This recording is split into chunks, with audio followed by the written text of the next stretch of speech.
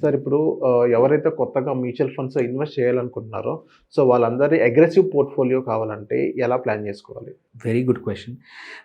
So, especially considering ఏంటంటే, అటు అందరూ ఏంటంటే ఇండెక్స్ మెయిన్ నిఫ్టీ గానీ, సెన్సెక్స్ కానీ 2 కూడా 26,000 పైన ఇది నిఫ్టీ ఉంది. అక్కడ కూడా 86,000 దగ్గర దగ్గర ఉంది.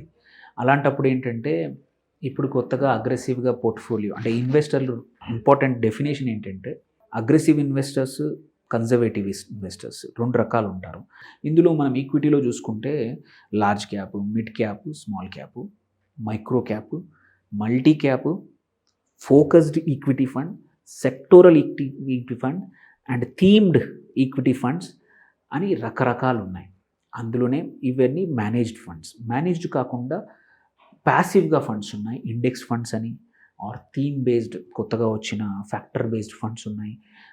సో ఇవన్నీ కూడా ఇన్ని రకాల ఆప్షన్స్ ఉన్నప్పుడు ఏంటంటే కొత్తగా వచ్చిన ఇన్వెస్టర్స్‌కి ఏ డిసిషన్ తీసుకోవాలో తెలియక డిసిషన్ పారాలిసిస్ అనేది క్వైట్ కామన్. ఓకే. ఏదో తెలియక నాకు తెలీదులే నేను మళ్ళీ రాంగ్ తీసుకుంటాననే భయం అనేది వెంటాడుతూ ఉంటుంది. అలాంటిది రాకుండా ఉండాలి అంటే ఫస్ట్ థింగ్ నేను తట్టుకుంటాను, నాకు మంచి రిటర్న్సే కావాలి, నేను యంగ్ ఏజ్‌లో ఉన్నాను, నాకు సంపాదన ఉంది ఇంకా.